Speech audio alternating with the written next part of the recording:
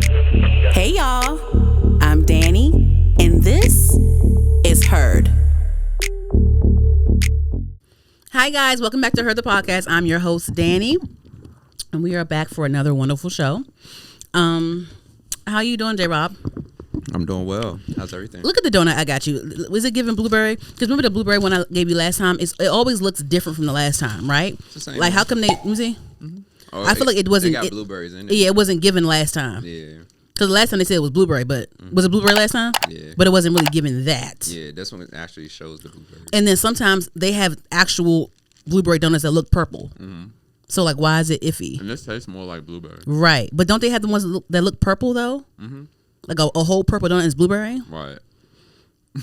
Why they be switching in and out? I don't understand that. Hey. But anywho. Okay, guys. Make sure you guys are subscribed.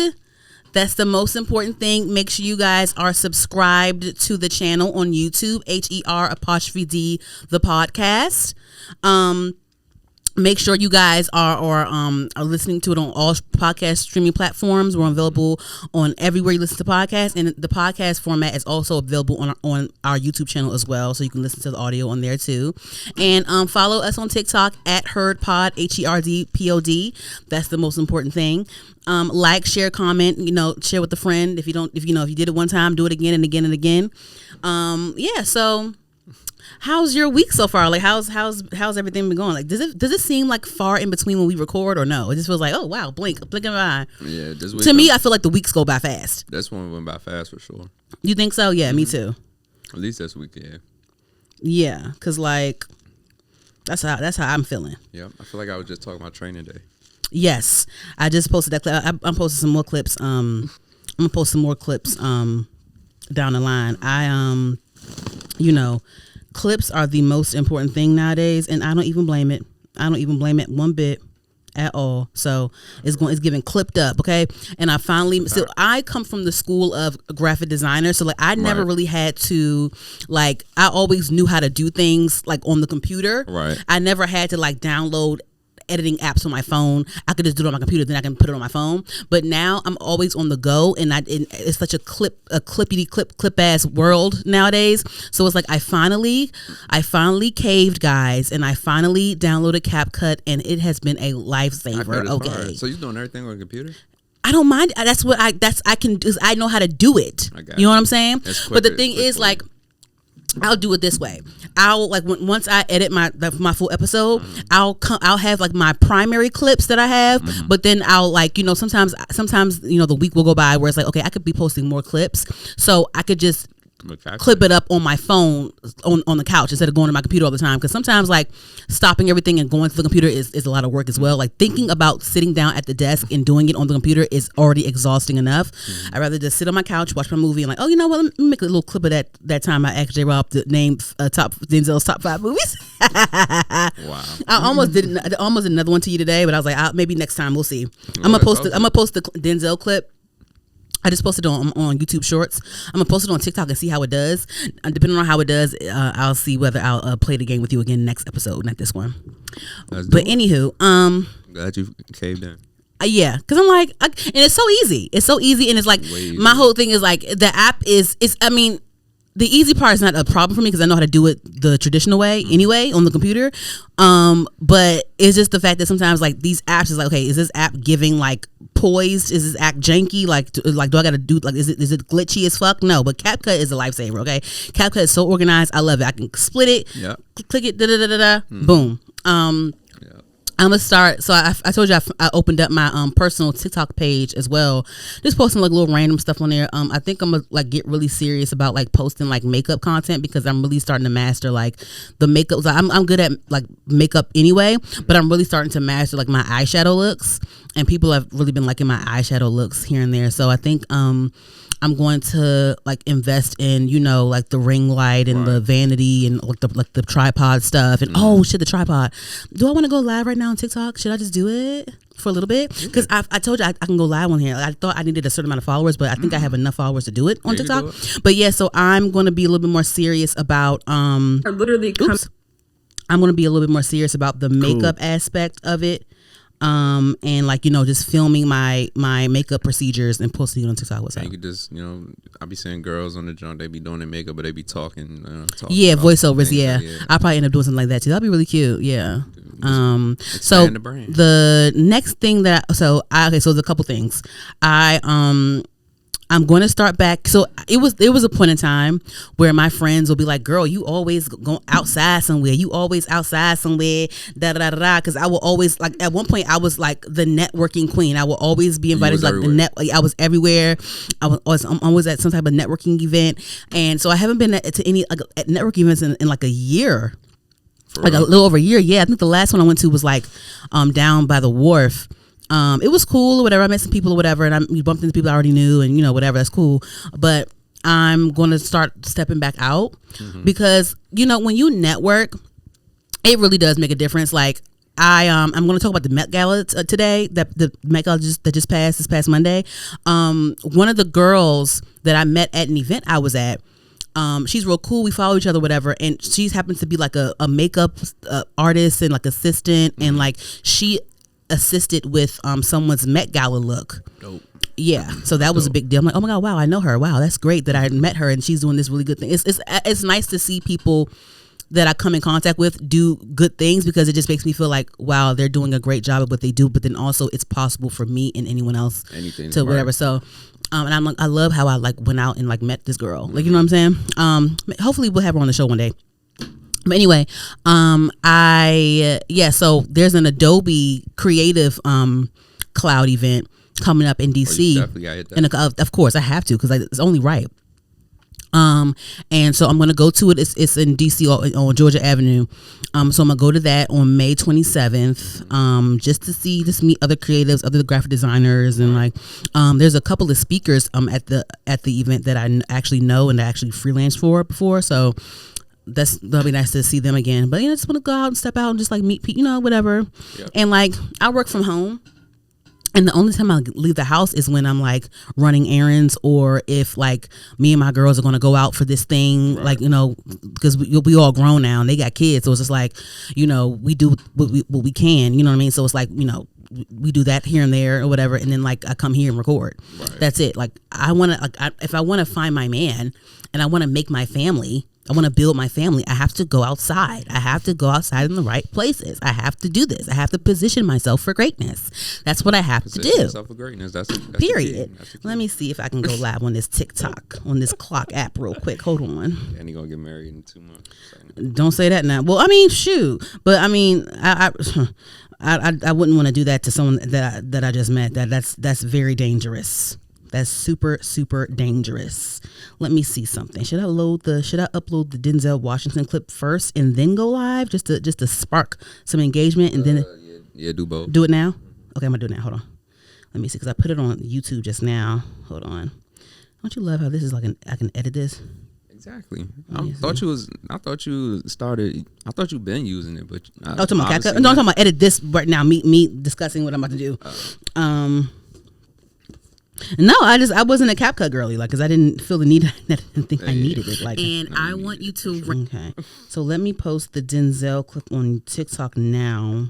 Now you can post more clips now. Yes, I'm saying like I'll like once I edit my episode, like I'll have my primary clips that I already decide to clip. Once I edit it that night or whatever, and then but once the week goes by and I want to post more clips, I can just make the clips. Yeah. And hey, what's going to this little practice? I just want to record. Anywho, okay. Damn, I wish you had your tripod in here. It's all good. It's all good. But just a little practice. Anywho, okay. So on to the show. Oh my gosh. Okay, so I guess we can go into Hurt on the Curb now. Yeah. Did you have anything that you want to discuss before we get into Hurt on the Curb? Okay, let's go into Hurt on the Curb. Okay, so. Yes. So the Met Gala just passed this week, and sidebar, I wanted to I have my own like art page where I do like little random like posters and stuff like that. And I wanted to do a Met Gala poster like of a collage of like different people's looks and stuff. I haven't had time to do that this week. Oh my gosh, but I think I'm still going to try to do it over the weekend. Better late than never. Whatever, it is what it is. Okay, this is, like, that page is for me and my creative freedom anyway. So I should get away. Yes. So I'm still going to do that, but I wanted to discuss some looks from the Met Gala because this year's theme was super fine. Let me make sure. Hold on. Let me read it out correctly this time. Hold on. Let me see something. Let me see. Met Gala 2025. Let me see. Met Gala 2025 theme. Let's see. Hold on. So this year's Met Gala theme, hold on, let me just scoot this over a tad. Let me see. This year's Met Gala theme. Super fine, tailoring black style. So it was like the dandy, the black dandy style. Of course they grabbed Dapper Dan for the board. This year A$AP Rocky was a part of the board. Pharrell Williams was a part of it. Coleman Domingo, and a lot of other people. They really rolled this situation out because it was about black style and the dandy fashion. And of course, if you think of people like that, I instantly think of Andre 3000, Dapper Dan, Janelle Monae definitely is someone that embodies black dandyism, for sure. Like regularly. So she ate that carpet up. Like that was her playground. Right. So I'm just gonna go and discuss a couple of my favorite looks, and then also. On the when you Google Black Dandy, you cannot, like, Andre 3000 is on the second row as an example, because like that whole era, like that, what was it? What was that? The Love Below era when he really was giving it, like when he was really giving it. Andre 3K always like he is just like, oh my god, like I don't think people understand how iconic Andre 3000 is. Because when it comes to just different artists, like good artists, and I love an artist that has different eras. Like that's why one of the reasons why I really love Rihanna. Mm-hmm. She has identifiable eras. Right. Andre 3000 has identifiable eras, and then like it's just so like I love his eccentric. Is his eccentricism eccentric? I love his eccentric vibes, his eccentric style.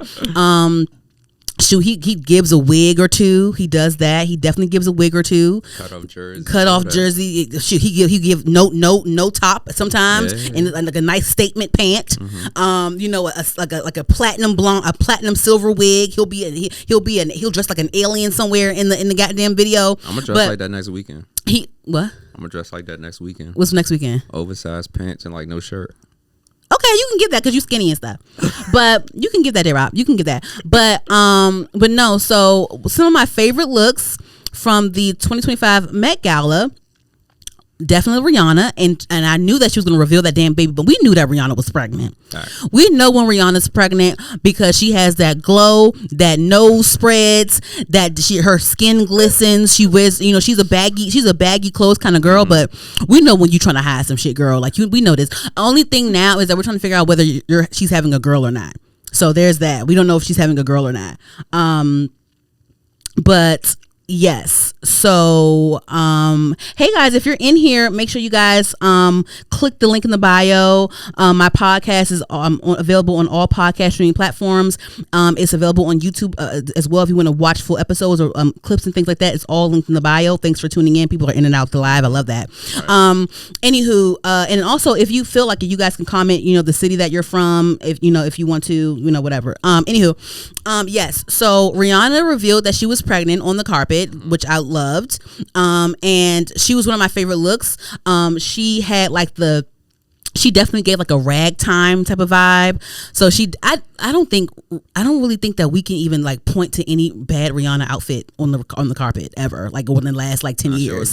Definitely don't think so. But she definitely was one of my favorite looks. Glad that she revealed the pregnancy. She was cute, even though she was pregnant. She was still cute in her outfit. And love Teyana Taylor's look. Teyana Taylor, I knew that she was going to give it because she really plays into her androgyny bag. And I think she owned it. I think that she layered a lot and she accessorized a lot. Like she packed on the layers, packed on the accessories, and it gave like a gaudy look. But that sometimes that's what it's like. It's like an exaggerated look, and that's what dandyism is sometimes with certain people. Like you can have an exaggerated type of vibe. So she gave, and it just seemed like everyone that was dressed in like burgundy or maroon really gave that vibe to me. But okay, so Teyana Taylor was one of them. Rihanna was one of them. So Doechii, right? I was excited to see what Doechii was going to do because Doechii, you know, she's a rising star, and I also love her style. She's eclectic. She's Afrocentric. So I was definitely looking forward to what she was going to do. She wore a beautiful afro on the carpet. She wore a Louis Vuitton look. I love the look, but I just feel like it just seemed like she could have done a little bit more with her look. I feel like I wanted her look to be a little bit more grand, and it just felt like something that she would have done any other time. Gotcha. I feel like she definitely she had more elevated looks, like, you know, in different shows or different carpets or even different or fashion shows. Right. This past fashion week, you know, she really gave it. So I just wish that it was a little bit more grand. But her look was by Louis Vuitton.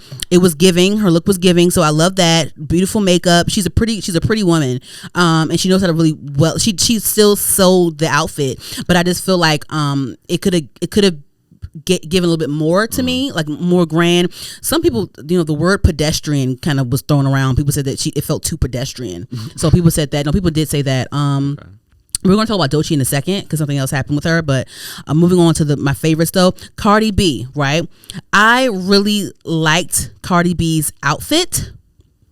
I really liked her outfit. She was dressed in Burberry. She definitely gave me I definitely got like a Prince vibe from her.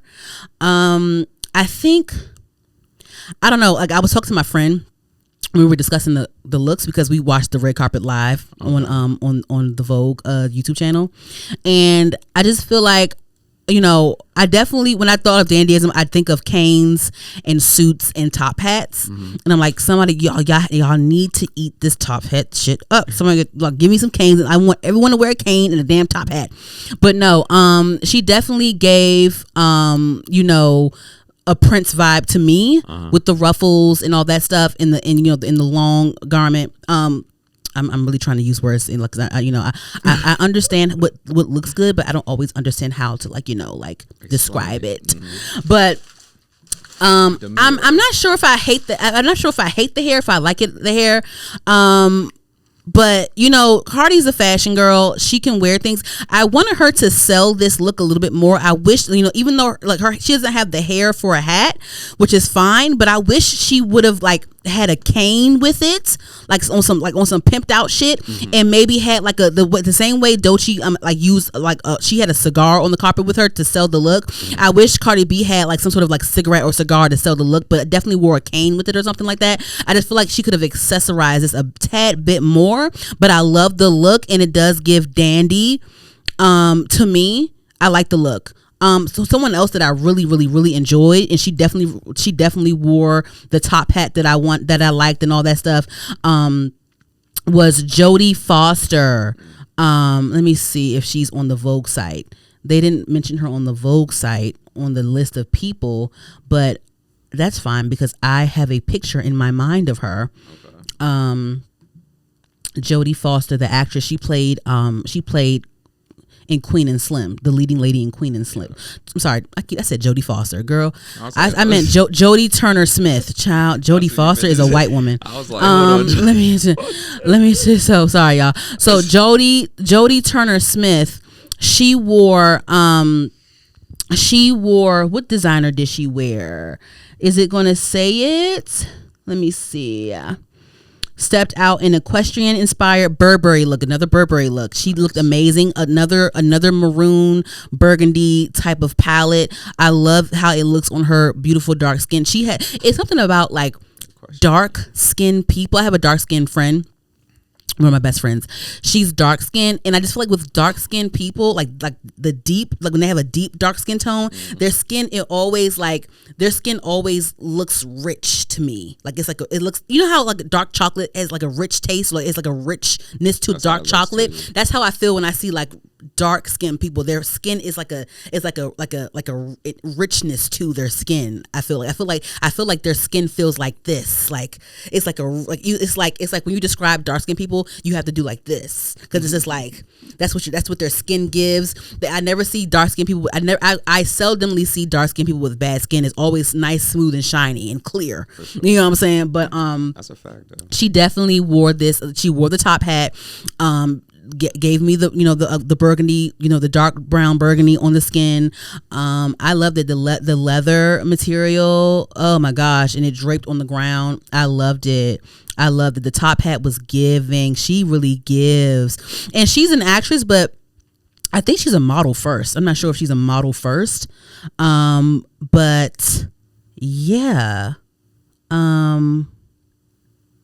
Yeah, I think she's because I remember I saw her the first time I really saw her was she was in the Zayn video, Pillow Talk. That song Pillow Talk by Zayn. She was in that video. Damn, yeah, she was one of the models in the video. Anywho, so on to other people. So yes, I named Jodie Turner Smith. Not Jodie Foster. Jodie Turner Smith. Lizzo ate it up on that carpet, J-Rob. She's losing weight. She looks amazing, but she ate that up. Lizzo really gave. And Vogue did not mention her on their website either. But guess what I'm finna do? You gonna find it? I'm gonna find it on Google, baby.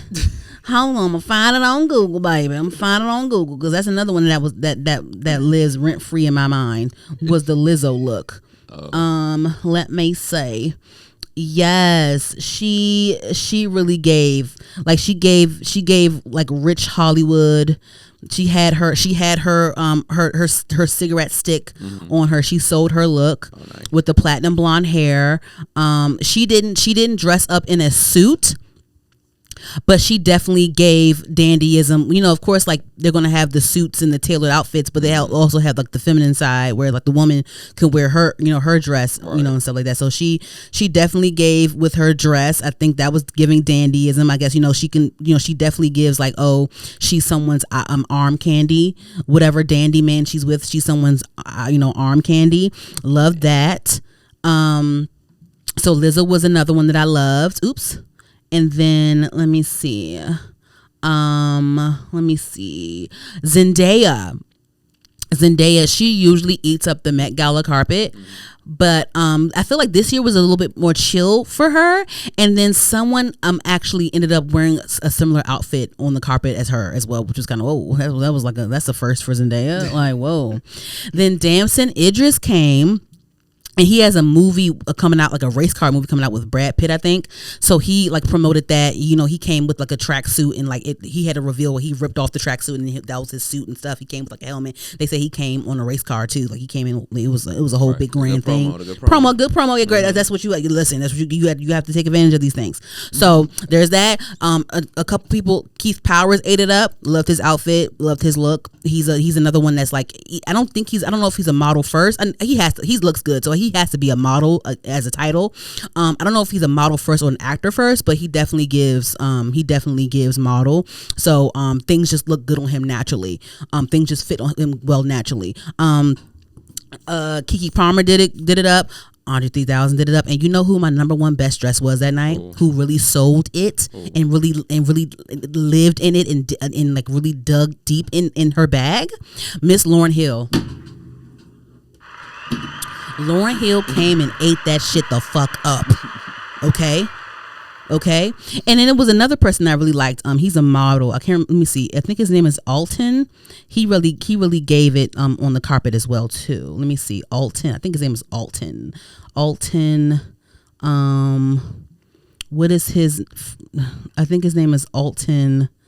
No. It's all Instagram. Alton Mason.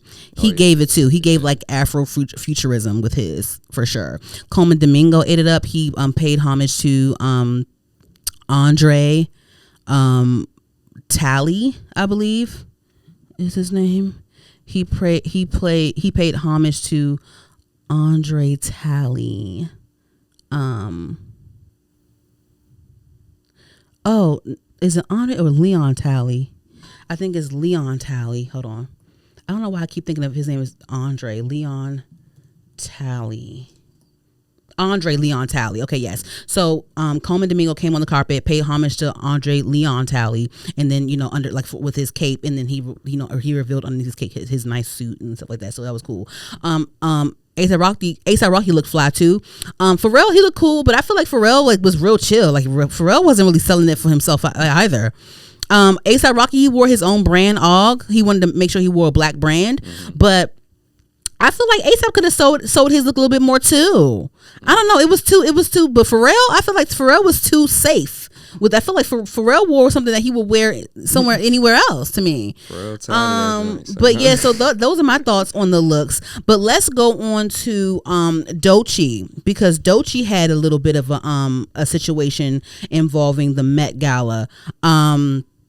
So nowadays, since Doechii is on the rise, it comes with the hate train. They love to say, when you're underground, they love to say, oh, you guys should uplift Doechii, this and that, uplift so and so, and then when it's their time to really uplift, and they're going up, and they're starting to get what they deserve. Oh, she's this. Oh, she's an industry plant. Oh, she doesn't like straight men. Oh, this. Oh, that. So now on the Doechii complaint docket, they are saying that they caught a glimpse of her kind of like going off on her team. So of course, on the Met Gala, they have the artists or the celebrities, at a hotel. Usually they have like some partnership going on with Vogue, where they're getting their stuff filmed for Vogue or Vanity Fair or whatever. So they're usually in a hotel. And we have the celebrities that we're looking forward to seeing. So sometimes they film them walking to the car to go to the Met Gala. So sometimes they want to cover their looks up or whatever before they hit the carpet, because they're going to be filmed on the way to the thing. So with Doechii, of course, she was dressed in Louis Vuitton head to toe, and before she was leaving her room, or before she was leaving her hotel, she had an issue with trying to cover up her look. They caught a glance of her. The paparazzi caught a glance of her outfit, and she wasn't ready for them to see it yet. So she tried to walk out. So at that point, when they caught a glance of her, she was pissed. She was like, oh my God, guys, no, like, give me my umbrella, give me my stuff. Actually, I can play it for you. Ooh, I gotta get off live. Okay, so I got some people in here or whatever, so that's good. But let me just get off of live. That was a fun little live. Ooh, how do I end this? Keep it going. Keep it going? Should I keep it going? I wanted to play the audio of Doechii like going off on her. Let me see if I can still do it if I swipe. Oh, I can't. Let me see if I can do it. I can pause the live and it'll pause and then it'll go back. So let me just do it that way. Okay, so the live is paused. That's better. Let me just do this. Let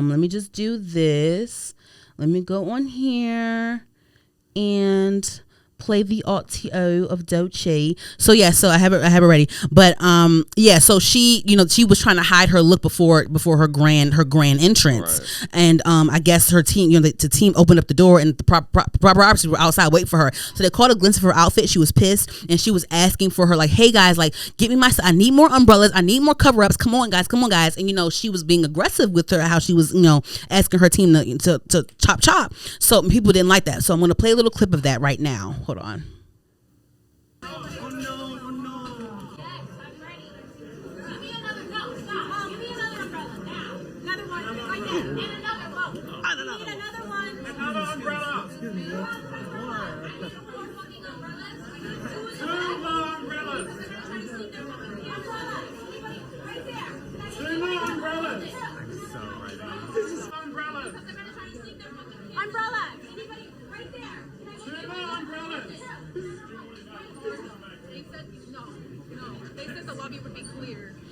I need another fucking umbrella.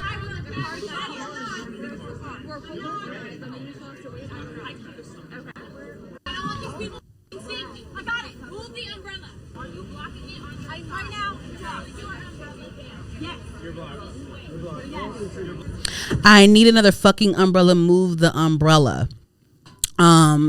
So she was trying to like chop like this is her first like Met Gala entrance. She's wearing Louis Vuitton head to toe. Like we have to give a rollout. We have to give an entrance. So a couple things, right? I'm not going to go to okay. I have a couple of things with this, right? And I don't think I ever talked to you about like the specifics of this situation that I'm going to relate to on this. Maybe I have. I'm not sure. I tell J-Rob everything. Yeah, I got hear it. So a couple things, right?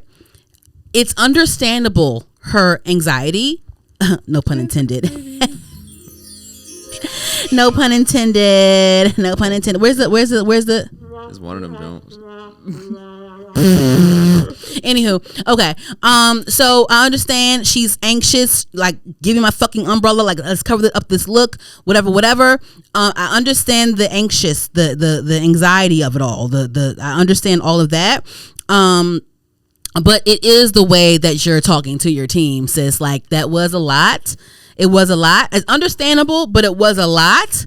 And then also on top of that, the look was amazing, but it wasn't giving what we all wanted it to give anyway. So it's like you're doing all of this for this look that's like, girl, like we've seen you in more grand ensembles than this. Right. Like, why are you doing all of that? But I get it. She doesn't want her look to be snapped until she gets on the carpet, whether you like it or not. Right. So I get it, right? I understand all of that. But okay, so I'm gonna draw two parallels with this, right? So I'm gonna talk about my thing last. So I always wanted to on the show I talk about suggestions on like rollouts and like just marketing and how someone can do better or what they should do when they publish their work and what they should do and blah blah blah. And I always had an interest in being on an artist team, right? So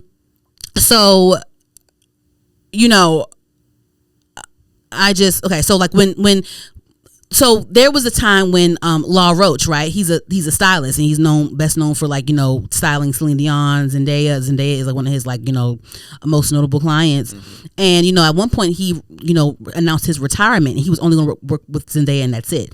He announced his retirement and I couldn't find the clip, but I remember, and correct me if I'm wrong, I may like, misphrase this, but I got the gist of what he said. He was just saying like, like it's just his experience with working with different people. It gets exhausting sometimes, like mentally and and it's just the fact that like, he just, it's the burden of dealing with different people and them not understanding things. It's just that burden with, when you're working with someone or working for someone, it's always, you always have to adjust to that person. And you're not always going to get it right either, but you always have to adjust to that person. Mm-hmm. So he was talking about that, and then he was talking about how like just the fact that you're working for someone and it's almost giving like you're disposable. That feeling of being disposable is also kind of like it could take a toll on someone as well when you're working for someone, especially a celebrity, an artist of someone of a certain caliber. Sure. It's just the burden of you knowing that you work for them and you can be disposed of at any moment is that too. He kind of expressed that too. Mm-hmm. And with me, once again, like, I always wanted to, I always have suggestions and thoughts when it comes to different artists and, when they come out with their stuff. And I did want to work with artists and stuff like that when it comes to their rollouts and their strategies and things like that. And I actually took a shot at it. I think maybe like a year or two ago. I'm not sure if I discussed it with you, J-Rob, where, I'm not going to say any names. I'm going to tell my experience. I'm not going to say any names, but it is my experience, so I'm going to tell it on my platform. Okay? Exactly. So I had a chance to work with like a DMV artist, right? And they needed help. Of course, like a lot of people, like when you're an artist, a lot of times you don't have a budget. You people are doing favors for you off the strength. You got your friends in your corner helping you. Your friend is your manager. Your other friend is your this manager. Your other friend is that person to do that for you. Blah blah blah blah. And but management. One thing I will notice, whether you are a big artist or not, management always makes sure that they get a cut of something. Okay, whatever show that you got booked, they make sure they get a cut of something. It may not be much, but they're getting a cut of something. We'll say that. But so I took an opportunity to help out a DMV artist, and I really wanted to do it because I really had a lot of ideas and like and I also I have a lot of ideas, and I'm also a graphic designer, so I'm good at creating promo material, editing promo material, understanding promo material, when the rollout should happen, with this, that, right? Anyway, so of course they didn't have a budget, but I was like, no, I'm going to help you, whatever. But I agreed to be someone to be more of a strategy for it. And like, if you need a flyer here and there, I could do the flyer, but I'm not coming on as like a full on graphic designer, because if that was the case, you won't have to pay me. That's you know what I'm saying? Right. But I came on as someone, as someone, as an aid to the strategy of the marketing, whatever. Right. So that was that. And then, so I was doing that or whatever, and of course they were working with friends as well, and they were their friend. They actually, the project, we were focused on pushing a certain project for this person, and their friend, the project was produced and written under their friend's like label that they have going on. So of course the friend is involved on the meeting, on the group chats and the phone calls and stuff, along with me and their friend manager or whatever, and their other manager friend or whatever. Cool, they're all friends, right? And I'm cool with them, whatever, right? Whatever. So of course, and this is another reason why I don't like when artists like are signed under other artists, because the person that they were under, that their project was technically under, they were an artist as well, and they didn't have a budget or a team. They were asking for favors and off the strength of, oh, you cool with me, help me do this, whatever, right? So of course, we're helping this one person with their project, and I agreed to help this one person, but of course the person that they're signed under, they need help with their own shit, and they see that I'm helping this person, so they want to use me for their shit, right? So I'm like, okay, I'll help you with this or whatever, but like I never agreed to like be a full on person, because again, there's no budget, you cannot pay me. So why, my grown ass, why would I agree to be a full-on free worker for you? Absolutely not. No, you need help. So this person actually had a show coming up. The other person, the label, the person with the label, right? The other person, we'll say the person that I agreed to help is singer number one, and the person that tried to piggyback is rapper number one, okay, or rapper. So singer and rapper. So right. So the rapper wanted me to, they had a show coming up in DC, because they moved to another state to like follow their dreams or whatever. But I guess even though they were in that state to follow their dreams, they didn't have they didn't have a lot to show for it, because they still needed you to do favors for them. Whatever, right? That's kind of backwards to me, but whatever, right? If you moved to so and so, then you should be able to. You should have connect. If you moved from one place to another place and to get connections, you should have connections by now. You shouldn't be asking people that's still in DC to help you do shit. Anyway, so they saw that I was helping the singer out, so they wanted their own help. So they were asking me, like, they had a show coming up in DC, and they were like, "Oh, can you make me a flyer?" Right. Because they once again have expressed to me candidly on the phone, I don't have a budget, I don't got no money, whatever. Cool, right? I know broke very well. So if you like, listen, J-Rock, I have no problem with helping anyone at all. Like, just don't take advantage. Don't take advantage. But I had to learn the hard way with this. So anyway, they couldn't afford a graphic designer. They needed someone to make the flyer, to make the whatever for them, whatever, right? So I said, fine. Because they ended up making their own flyer on Canva. It sucked. They were like, please help me. Like, help me. I said, fine, cool, I'll make your, that's how it's true. It always works, right? So I said, fine, I'll make you a flyer real quick. So I stayed up late. Like, usually even though I work from home, it's still excruciating. I am a graphic designer for a major publication. So I covered multiple markets at my job, and it's very deadline driven. So everything I do is so I am exhausted. Even though I'm at home, I'm still exhausted mentally. Okay, so I took the time out of my day after I log out to stay up late and do their shit for them that I agreed to do. I'm not getting paid for it. I'm helping them. So I did the flyer for them, and they wanted a whole bunch of like different edits, like to like the wording, like, oh, you put so and so's name on here, take them out. The flyer looked good, but they wanted a bunch of like different wording and shit. Like, I did all of it. I did all of it. I helped them. I did all of it. Right. Cool. Right. Free of charge. Whatever. You told me you're a broke ass nigga. Fine. I'll help you. Right. Fine. Cool. So I did that for them. So then back to me helping the singer. Of course, like, I'm like, hey, like, let's do this. I'm actually giving good ideas, and I'm actually like, I'm helping with the promo, and it's actually becoming beneficial to that singer, right? Right. The rappers seeing what I'm doing for them. And then he wants this now. He wants this now, and I'm like, okay, in my head, I'm like, I only agreed to do this flyer for him. I never agreed to work for him too. Like what? Yeah, and you're not paying me. Do you want me to sit here and work for 2 grown ass niggas for free? Absolutely not. Absolutely. No. So he wanted me to do the same thing, do the other things, the same thing I was doing for the singer for him. Mm-hmm. So one day we were at the singer's show. We were at dinner before the singer had their show. Mm-hmm. And he was talking about the things that he needs for his show, right? Right? So I'm like, oh wow, okay. Do you have somebody to do this for you? I'm just asking questions. He's like, no. And I said, oh, okay, whatever. And then he's like, yeah, he was asking me, he was like saying, like, he was talking to me, right? He was saying like, oh yeah, because he has his label he has a name for his label, right? And he was just talking to me and stuff. He was like, yeah, you're on my label now. You're on my label now, talking to me, right? And so I said, well, I was like, oh no. I said, we'll talk. In my head, I'm like, no, because you just told me you don't have no fucking money. So of course no.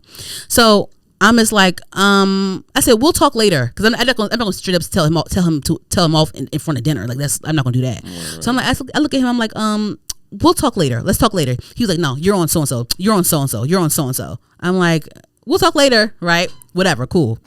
Didn't think about it. Whatever. The show went on. Whatever. We went home. Whatever, right? So what he usually does when we have group calls for the singer, after our group calls, he'll call me separately trying to see like what he can get out of me. Like, oh, can you help me with da, right? That shit's so weird. So after the whole day, after the days went by or whatever, right? So he's thinking, even though we're helping so and so, he's thinking about his own show that he has going on, right? So then after I did the flyer for him for free, right? He's calling me, asking like, hey, he asked me like, because for the singer, so he would have shows, because it was a lot of things he had going on for his rollout of his project. He had like a lot of stuff booked, which is amazing. Mm. So what I would do was I would get little cards, like little 5x7 cards printed out, right, with his album cover on the card, mm-hmm, and with the QR code for his album. Right. So he get like little 5x7 handouts, like this, hand them out at the show. I would hand them out at the show, whatever, yeah, with the QR code on it, and that helped his numbers on his streaming. So just scan the QR code. That was an idea I had, because like, why wouldn't I have that? Because I'm like, come on now, I'm that bitch, like, period. So anyway, so I did that. So the rapper wanted me to do the same thing for him. Mm-hmm. Mind you, I'm helping the singer. So I'm doing all these things and I'm spending my own money to help the singer, right? Which is, I agreed to help you. Right. And this is what I want to do. This is my passion. I want to help you and I know what to do. Right. So I spend my own money printing nice quality card stocks for him to get, for me to hand out for him, mm-hmm, right? The rapper wanted me to do the same thing for him. He wanted me to pay for his shit because he don't have no money. So I'm like, so he asked me like, hey, can you do the same thing you did for so and so? And can you get the cards print, like, can you get like printouts done for me? I said, okay. I said, cool. I said, so who's gonna go pick it up? Who's gonna go pick? I'm like, so yeah, so who's gonna pay for it? Like I said, well, I can send the file to FedEx and you can have so and so go and pick it up, and they can go, because mind you, I live in Baltimore, right, and they're in another state, and the show that they have booked is in DC. They're from DC, mm-hmm, so they're in another state, so they're asking us in DC to help them out with stuff, right? Or asking me, right? So I'm like, I said, hey, yeah, I can send the file, because I already made the flyer for them, so that's fine, right? So I said, I can send the flyer file to, mm-hmm, FedEx print, and you can have one of your friends, one of the manager friends or that work with so and so, you can have them go pay for it and pick it up, and they can go. He wanted me, mind you, all of them know that I live in Baltimore. He asked me to get 100 printouts made and put them around DC. I said, I can send the file to FedEx and you can have so and so go pick it up and they can pay for it and then they can go do it. I'm not doing that. That's what I said to him on the phone. And he was like, okay, like, because he didn't want to ask the other niggas, because the other niggas was going to tell his ass no. See, another thing too was I feel like and this is just my thought, because I feel like some men, they do things to women that they wouldn't do to other men. Oh, there's a lot of that. Yeah, I feel like that's what the dynamic was. I felt as well in that whole situation. That's crazy. So I said no, you can go and get right? Cool, right? So he was like, okay, like whatever, right? So he wasn't going to ask them to do it, because like they weren't going to do it. And like, nigga, who the fuck? No, like what? No, nigga, 100? No. You know how much 100 printouts cost on glossy card stock? What's that, like 1,000, 2,000? How much is that? It's probably like a couple $100. Oh, okay. Yeah, because I know a good 20 of them is like $36. Oh, I thought it was gonna be way more than that. I said basically no, because like, what the fuck? No. And I never agreed to work for him. And on top of that, you don't have any money. If you had money, you would already have your own team. You're in LA. The fuck? So anyway, that was that, right? So I guess that pissed him off, right? Didn't know it pissed him off, but I guess that pissed him off, right? Anyway, so then he starts to ask the singer's manager friend, who I'm cool with. He starts to ask the manager friend to start asking me for things for him, right? And I will say this: the manager friend, he is level headed, and he didn't like a lot of stuff. He was like, no, pay her. Like he would be like, pay her, no, like pay her, like no, like because they didn't like how I agreed to help the singer, and like, why are you they're like, why are you inserting yourself when she's helping so and so? Like you're weird, right? But they're all friends, right? Anyway, so he's trying to get things together, right? So then, mind you, I have a 9 to 5, right? So the next attempt that he tried to make, before he really got mad, was he called me randomly one time, right? He called me randomly one time, and he wanted me to send something to someone. I think he wanted me to send a file to someone or whatever for him or whatever, right? I'm at work. I'm working. I said, no, I don't have time. I'm working. I'm right now. I'm in the middle of something. No, I can't. No. Because you're asking me randomly during my job. No. Or did you a fucking favor? No. Something like, no, I'm busy. No. Right? Whatever, right? So then, another time. So then he asked his manager friend, he wanted me to make an interactive, and the flyer that I made, he wanted me to make an interactive video of he wanted me to animate the flyer, right? And the manager friend is talking to me like saying like, yeah, he wants you to do this. How much you want to charge? Because how much you want to charge? He said like, no, he needs to pay. How much you want to charge? How much you want to charge? Like saying like, you going to charge him, because what the fuck, right? And I said, I charged him like something. It was something really small, like a little bit of money, because I'm like, this nigga broke. So I charged him a little bit of money, because I already made the flyer. So I was like, fine, a little bit of money, right? So I charged him a little bit of money, but the manager friend had to pay me. The manager friend had to pay me out of his pocket, right. and then when the rapper had his show, he took it out of the rapper's show money, right? But the manager had to pay for it, because it's like, this nigga broke, right? Cool, right? I guess he didn't like that he had to pay for that, right? So nigga, whatever, right? Fine. Then, so I made that for him. Then I think it was like a week before the show, he had the manager friend ask me something else again. He was like, yeah, he was talking about how he wanted some printouts again. He wanted some more printouts. He wanted some printouts, right? So he put me in a group chat. Like he made a group chat with me, the rapper, and the manager friend. And he's like, yeah, can you get these printed, these with my picture on it, printed, whatever, right? I said, okay, cool. So I called FedEx and I asked them for the pricing. Right. And then I replied with the pricing. I told the manager friend the pricing of it. I said, I'm not paying for your shit, nigga. I'm not paying for your stuff. Like, I never agreed to this. Right. The fuck?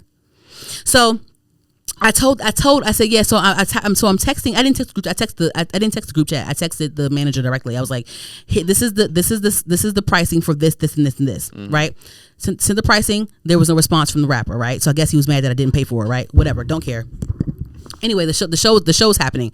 I'm at the show. Of course, like I get invited backstage because like I'm involved. I still made the flyer for you for free, and I still helped your ass, right? So I got invited to the show backstage. Cool, right? He acted like he had an attitude with me. Didn't think too much of it, right? Whatever, right? Passed, whatever, cool, right? The show happened, whatever. So a couple days went by. The rapper ended up. I'm telling all the things. So the rapper ended up writing a thank you post, right, to everyone involved, right? He wrote a thank you post, but didn't thank me in the post, even though I made the flyer for him and everything, the flyer that everyone loved, like all that shit. Didn't thank me in it, right? So I told the manager, I'm like, that was kind of weird that he didn't thank me, right? That was kind of weird. So then the manager went and told the rapper, he was like, yeah, Danielle said it was kind of weird that you didn't thank her in the letter that you wrote everyone else. And he was like, I told her thank you. Okay. Cool, right?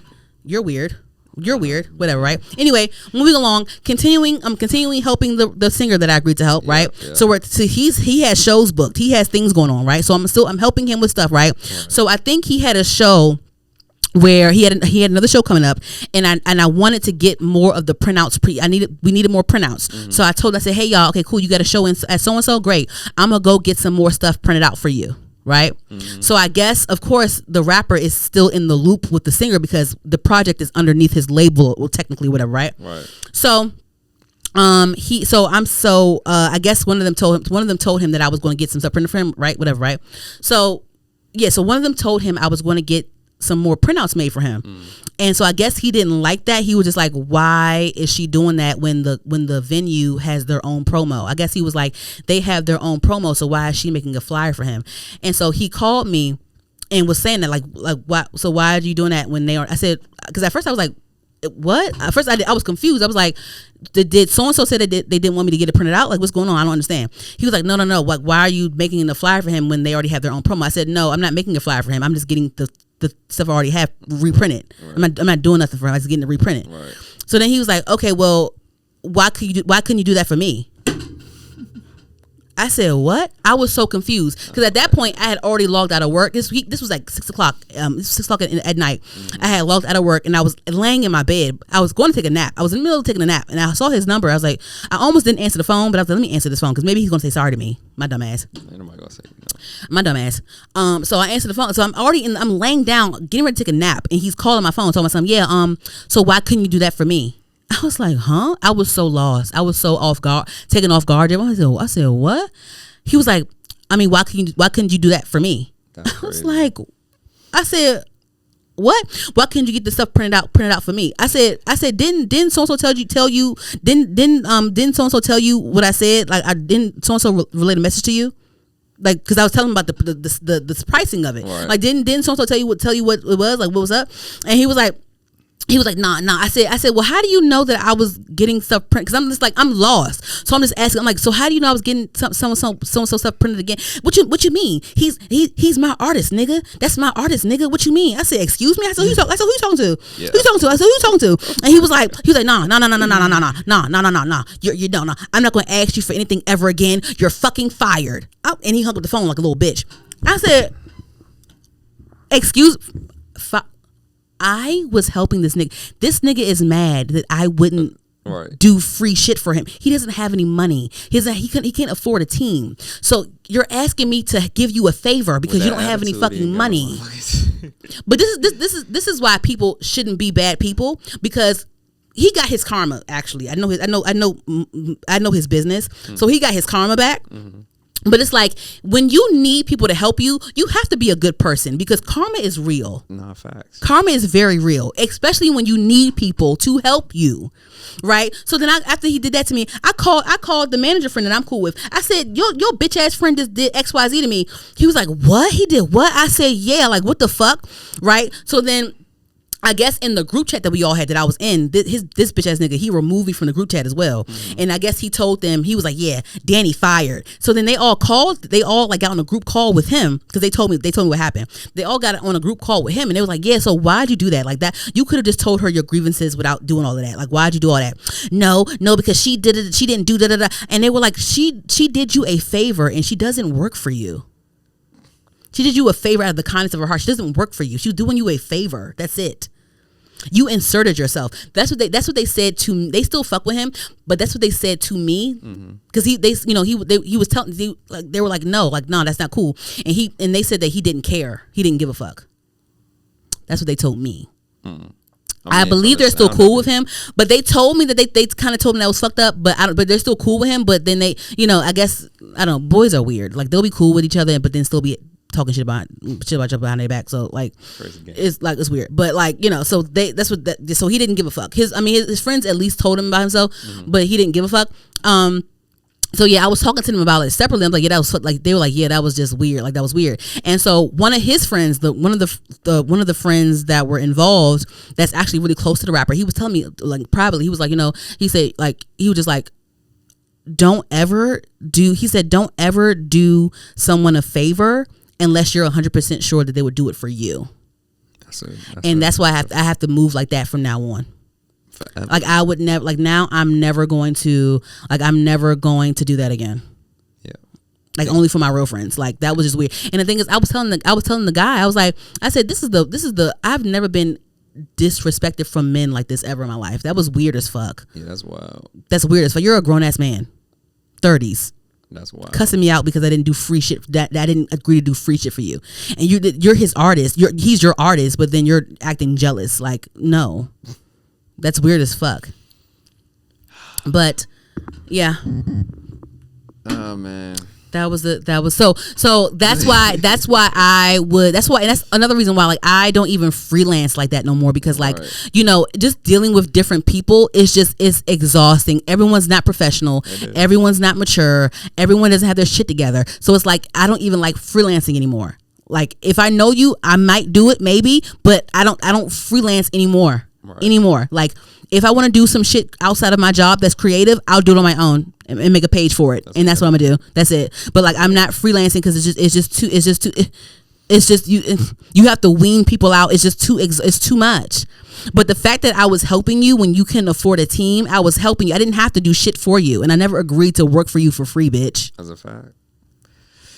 So that's why like that whole Doechii thing kind of brought me back to that. Like I'm not going to, I don't want to work with any artists like that. I don't like it. Kudos to people that work with artists, but like definitely I feel like working with different artists, like, you know, because they want to live out their dreams, they want to accomplish their dreams. The industry is funny and fickle and all that stuff, right? But it's like I feel like, you know, I just hope that people that are on these teams create boundaries. They set boundaries, because another thing too is that like I watch a lot of like YouTubers and stuff, and like a lot of people are cool. A lot of people are actually cool with their hairstylists and makeup artists or whatever, you know, but. I would see like, you know, some of them would be like, you know, like, yeah, like, you know, we all talk, and like, you know, if someone's a bitch to us, we're going to let the other stylists know, like, oh yeah, they were a bitch to us, I don't think you should work with her. Like that's another, you have to make sure that you keep a good rapport with your team. For sure. Period. That's a fact.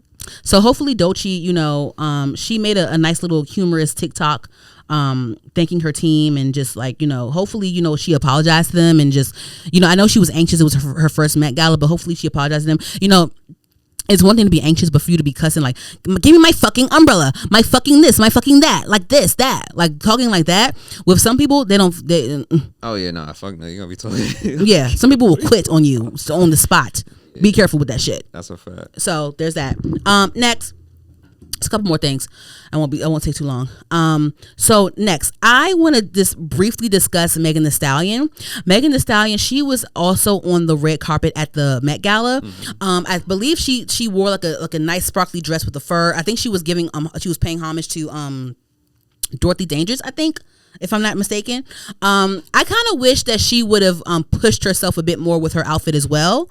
I just feel like she always wears like, it's always like some type of dress that she wears, or like, and I'm not always a fan of the way her dresses fit up top in her chest area, but I feel like she could have gave like a nice dandy suit, like a nice Teyana Taylor situation, where like a night she could have been androgyny, you know, that night. I feel like she could have really pushed herself. I feel like she wasn't really, I feel like some looks on that carpet gave, oh, I could wear this anywhere on any carpet, and that's not, I don't like that shit, especially at a Met Gala when there's a theme.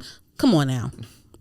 So I wasn't really a fan of that, but I wanted to bring her up only because so she released Megan Thee Stallion actually released a new song recently, like maybe a couple weeks ago. Oh, I know. Let me go off a live. I fuck with them. They tuned in and out, which is dope. But let me get off of here. How do I probably gotta tap the screen. End the live. How do I end the live? Anywho, okay, yes. So Megan Thee Stallion, she dropped, let me see, hold on, let me pull it up real quick. Megan Thee Stallion. Let me see. Let's go on YouTube. Where's it at? And shout out to her, sidebar, she is working on opening her own Popeyes. Oh, dope. Yeah, her own Popeyes location. And I think gonna make some money. Yes. And she also has her own liquor brand as well, which I have yet to try. I am going to try that soon. I believe it's tequila. But anyway, so Megan Thee Stallion dropped her latest single called Whenever 2 weeks ago. And I didn't mention it in the music segment only because I forgot. And I forgot because I feel like it was a bit forgettable. Got you. It wasn't. I love Megan Thee Stallion. She's one of my favorite female rappers. But you know, I'm not one of the ones that same flow. I'm not one of those ones that say that complain about that. Right. But I will say this. I do agree with the criticisms that she gets when it comes to the song in general. People think that she should make better songs.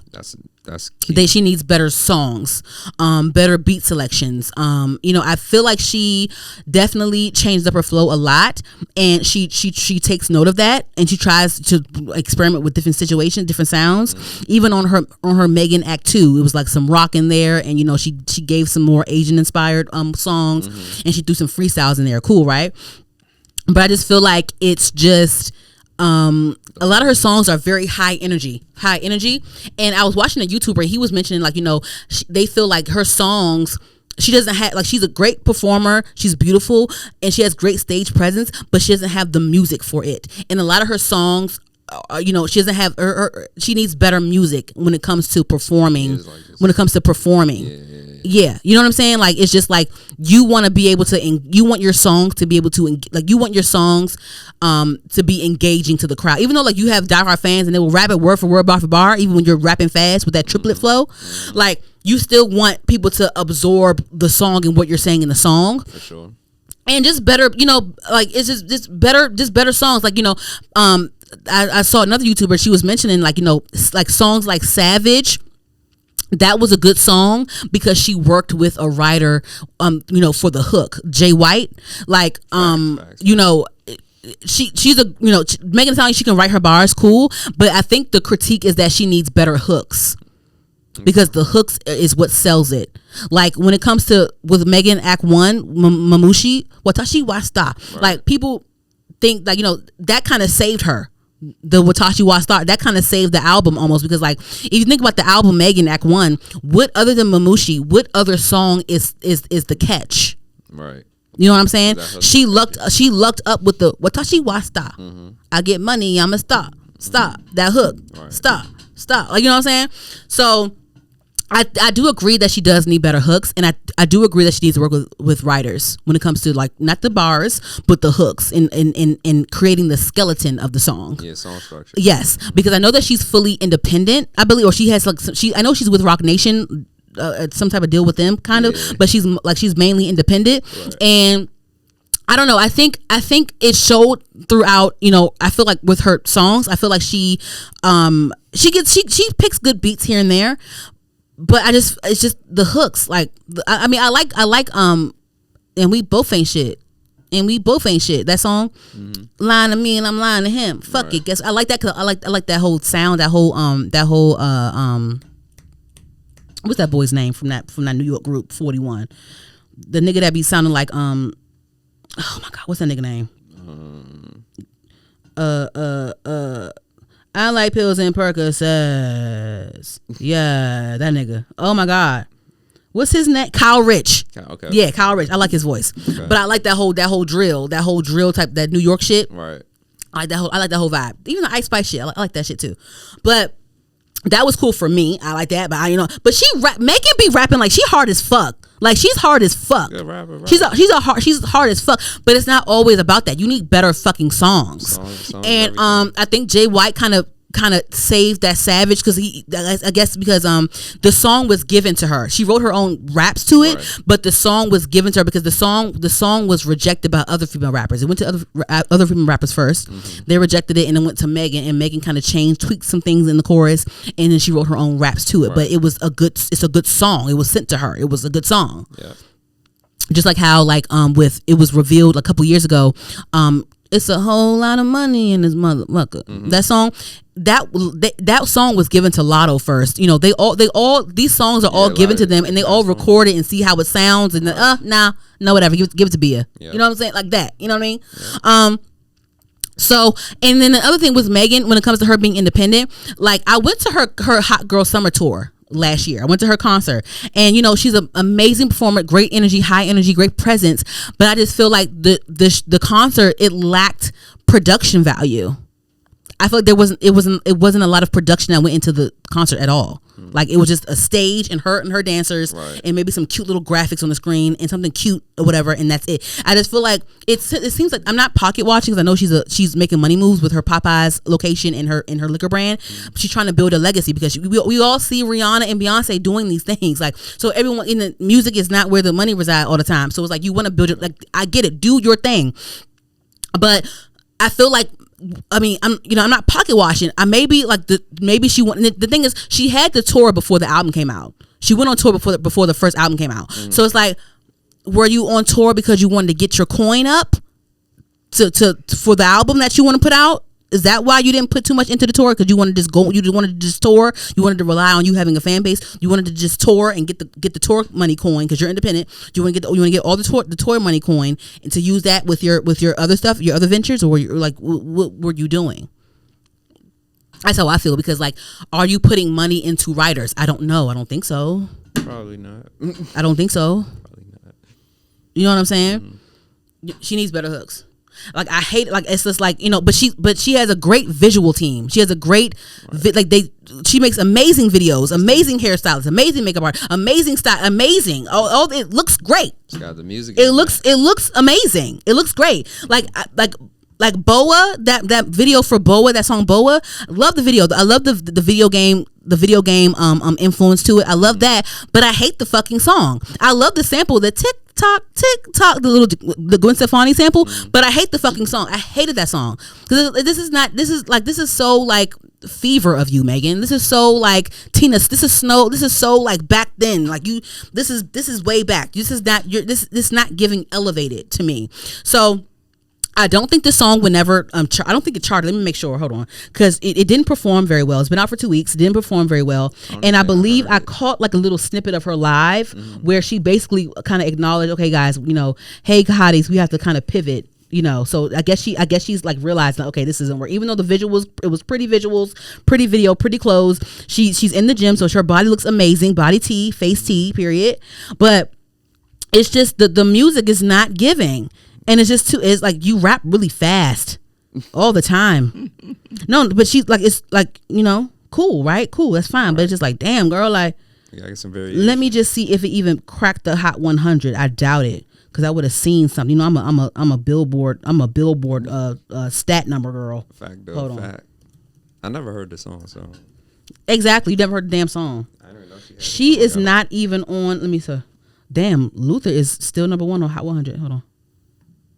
If this world were mine. That's a good song. Come on, Billboard. You pissing me off. View chart. You said what? If it was up to me. You saw the video? Yeah, the video dope. Really dope. And I love how they actually put it in the thing. They love them some Big X the plug, nigga. The biggest. The largest. The largest. Big X. Let me see. Shout out to Big X. You like him? Yeah, I rock with his album. It was a good Child, album. she is not anywhere on the Hot 100 this week. That song did not crack the Hot 100 at all. And Megan usually cracks the Hot 100. She usually gives like maybe like between top 40, top 20 sometimes. You know what I'm saying? Maybe a top 10, maybe, but usually top 20, top 40. And no, she didn't even crack the Hot 100 this time or last week. Look, I ain't know so it's not giving. So yeah, that's my critique with her.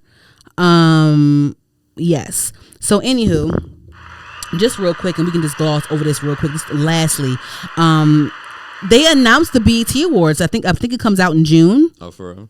The BET Awards comes out in June, and Kevin Hart is going to be the host.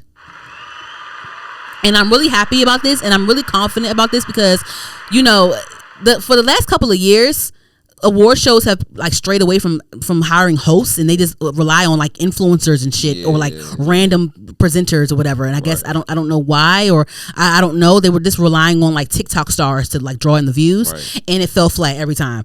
And I'm glad that they actually hired an actual professional comedian host to do it, because it brings it back to the tradition of award shows. Because the BET award shows that I remember when Monique was on there doing Beyonce dances. I remember when Will Smith and Jada were on there doing their skits. Yeah.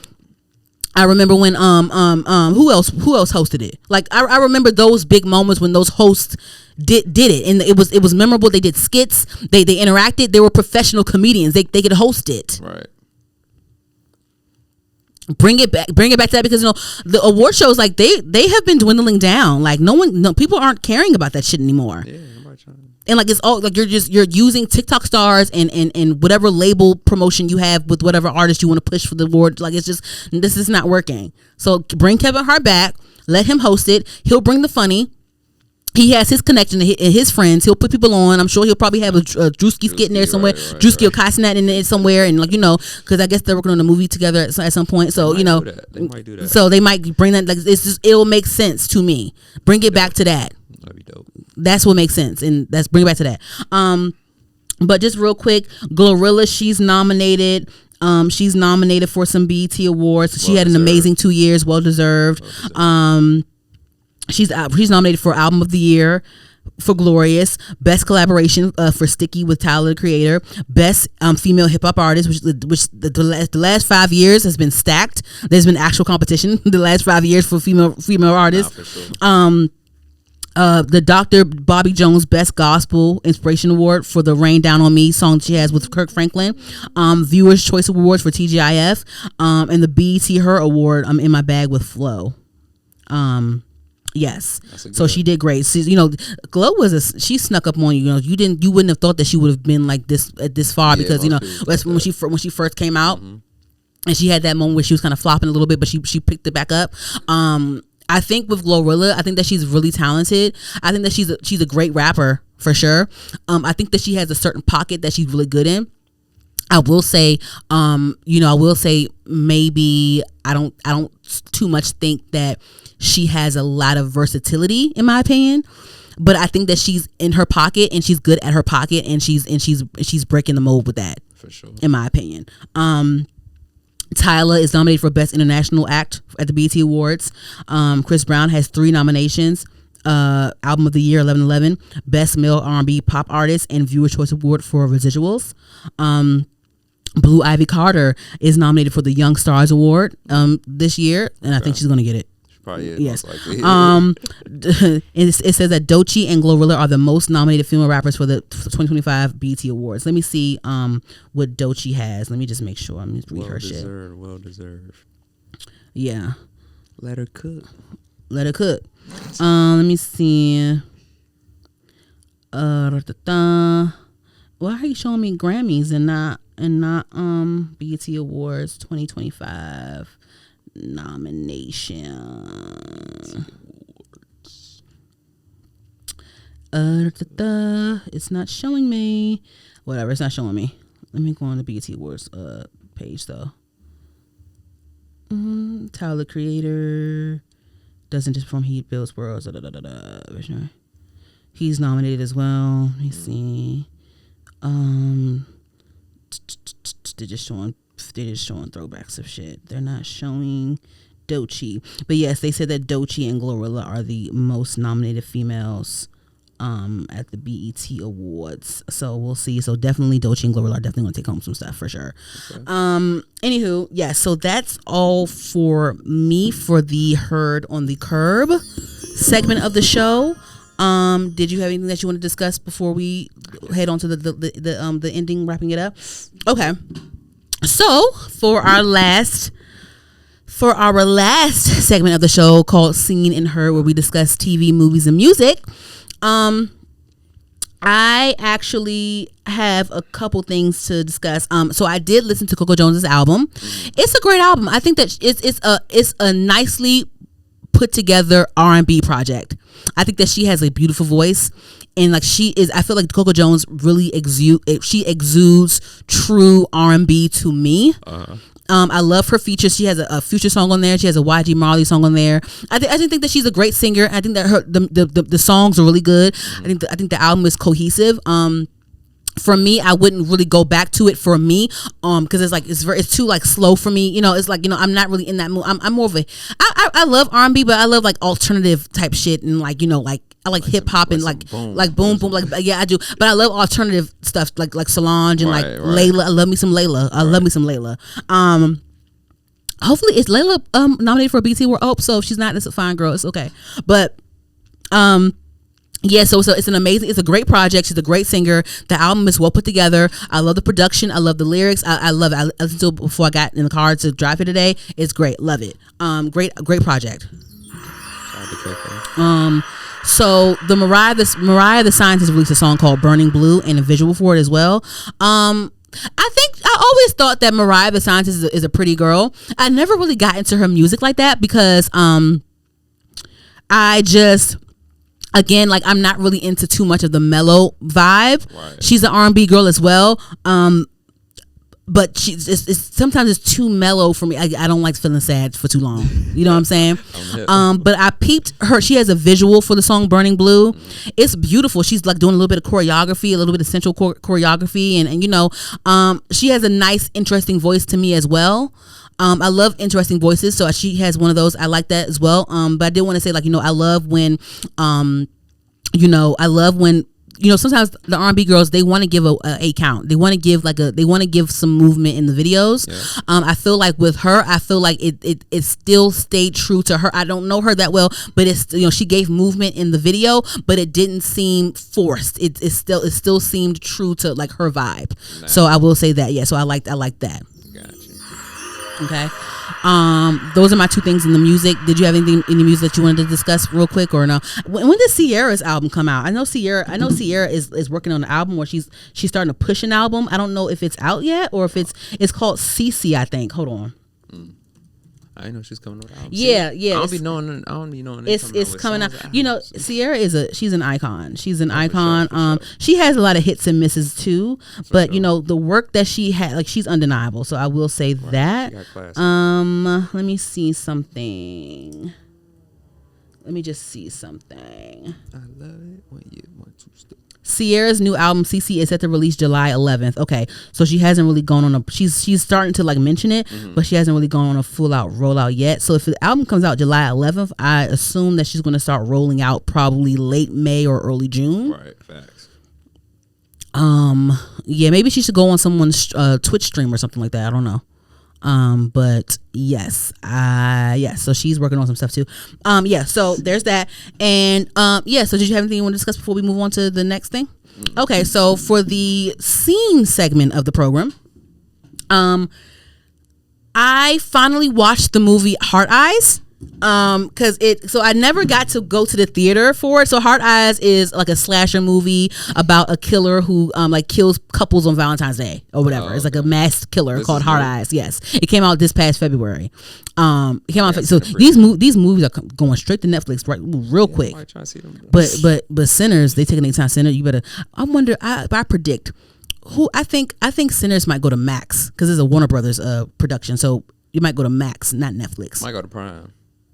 I'm not mad at that either, but I can see. But if it goes to Max, that's great because I got Max. I don't got to pay for shit. Prime, see what Prime is still iffy. You might got to pay for it. You might not got to pay for it. But if it goes to Max, I don't got to pay for it.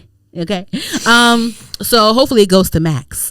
But for Heart Eyes, let me do this. So it's like a slasher flick, it's like I can see teenagers like older teenagers getting into it, like early 20s, whatever, but I will say this though, I love the young slasher film formula. Like I grew up on it. Like I told you last time, I'm a Scream girl. I love all the Screams. I love all the Halloweens. I love the formula of a group of teen friends, and they have to. Then there's a killer and whatever. Or like there's a couple. It's two people in the movie. There's only two people in the movie, and then they're the main characters, and they have to fight off this person, and they're trying to run from this evil, whatever. So that's my thing, and I believe it just came on Netflix this week. So I'm happy about that because I definitely missed it in the theaters, and I was like, I'm not paying for this. I am not paying for this. Let me see. I think. Yeah, so it's like, of course it's like the masked killer like Scream, like and what's his face, Mason Gooding is in it because that's Cuba Gooding's junior son, Mason Gooding. He was actually in the last two Scream movies as well, so it's funny that he's in this one too. But I loved about this movie, I loved that maybe this wasn't on purpose, but I loved how they paid homage to it paid homage to like past slasher films like like The Faculty. Was not a The Faculty wasn't like a slasher film per se, but it was like, you know, one of those like thrillers. Yeah, so I feel like it paid homage to The Faculty because they had Jordana Brewster in it, and Jordana Brewster was in The Faculty, and she was in Heart Eyes as well. And let me see how old, because she looks good. She looks good as hell, and she probably, let me see, she's 45 years old. Oh, she's Panamanian. Oh wow. She went to Yale. Oh wow, she's smart as fuck. Okay. She's 45. She looks great. If Google Jordana Brewster, she looks good. Facts. But 45 isn't old anyway. 45 is not old. No, it's not. But she was in The Faculty. I remember seeing her in The Faculty back in was it 2001, 2000? And she looks the same. She looks the same way she did back in 2000 and 25 years ago. Anyway, so she looked good, and I loved how she was in this movie, and I loved how Devin Sawa, I'm sorry if I'm saying it wrong, but of course, if you know Devin, he was the main character in the original Final Destination movie back in 2000. Right. So he was in it as well. I love that because I'm a slasher, I'm a scary movie type of girl. So I watched The Faculty, and I saw Final Destination, and when I saw those two people in there, I'm like, oh wow, look at this, they're in this movie. Like, this is such a like nostalgic thing. If you know type shit. They got a new Final Destination coming too. I know. I'm scared. That shit is wild because it gets wilder and wilder, and it's just like it gets. Each movie is relatable to the time it's in. So it's like these deaths that are happening. It's like this is too real. This could happen to us. You know what I'm saying? Like it's whoa. Yeah. So with Hard Eye, so it was like a mass killer in Hard Eyes. Whoever thought of this was actually pretty cool. I guess they definitely drew influence from like My Bloody Valentine or whatever, that whole thing. But I love the mask in this. I mean, I liked it. I liked the movie. It was more a lot of these movies have like a comedic aspect to it, like with Scream and stuff like that. Yeah, and they always have like a comedic aspect to it. But I feel like with Heart Eyes, it was still kind of scary. Like it had more. I feel like it was more quirky based though. It was definitely more comedic and quirky based to me. But I did enjoy it, and I'll keep it in the vault for something to play in the background when I'm getting ready to go somewhere or whatever, or like when I want to fall asleep, or when I'm high and I want to watch something while I'm high. You know what I'm saying? So right. I love watching movies when I'm high. My favorite thing to do. But yeah. So I mean, it was cool. I love how Mason Gooding was in it because I listen. When you're an actor and you're an artist and you find your bag, listen, get into that bag. Like I love that. What's that girl? Jenna Ortega. She's becoming like her own little scream queen. Like she's in all these different thrillers, and like she's in Scream movies, Beetlejuice. She's in the Wednesday show. She's doing all of these thriller, suspense, horror type of like. Listen, you are like she's a scream queen coming up into her scream queen era. Even with Sabrina, or not Sabrina. Her name is Melissa Barrio, the one that they tried to fire from the damn Scream. Because she was against genocide and shit. Oh. Hold on. She was against the that bullshit. They fired her from the movie because she voiced her opinion on that shit. It was fucked up. Her name is Melissa Barrera. Okay. Yeah. So yes. So she's in different like scary movies too. Like she's in what's it, Abigail. She's in 2 Scream movies. She's in Abigail. She was in the Keep Breathing I believe series on Netflix. I couldn't finish that shit because it was getting too real. Like that whole plane crash shit is scary as fuck. She's in Bed Rest. She's in different shit, different like suspenseful shit, which is cool. Like that's good. I love a good like listen. I feel like the horror genre should be more respected, in my opinion. Like, okay. Anyway, so that was pretty cool. I liked Hard Eyes. Yeah, I liked Hard Eyes. I did like it. The mask is cool. I liked it. Quirky, comedic, but yeah. And I believe, let me see, I think the creators of Scream, they was part of that joint. I think so. Hold on. It says the movie Hard Eyes is produced by Spyglass Media Group, the same company that produced Scream and Megan. Oh wow. Okay. I'm thinking like the director was a part of it, but no, this is producers. I mean, let me see. Directed by Josh. It says Hard Eyes, directed by Josh Rubin, is a slasher horror movie with a dash of romantic comedy. Ain't no dash. It was very quirky and comedic in that damn movie. It was very quirky. It was quirky as fuck, but I liked it. It was cute. It was cute. It was cool. They were in New York. She had a nice little New York apartment. It was real cute. Yeah, so that's my movie thing for the segment of the show. I'm just waiting for him to come out. We still gonna go see him together with Darius. Okay, yes. So yeah, I'm waiting for him to come out. I'm waiting for I know what you did last summer to come out. That comes out in July. And A24, the A24 production studio, they got some bangers coming out this year too. Do you follow their page? Nah. They dropping trailers every other day. Like, yeah. It's this movie called Together with Dave Franco starring in it. Mm-hmm. It looks good. I'm gonna go see that too. But anywho, that's all for me.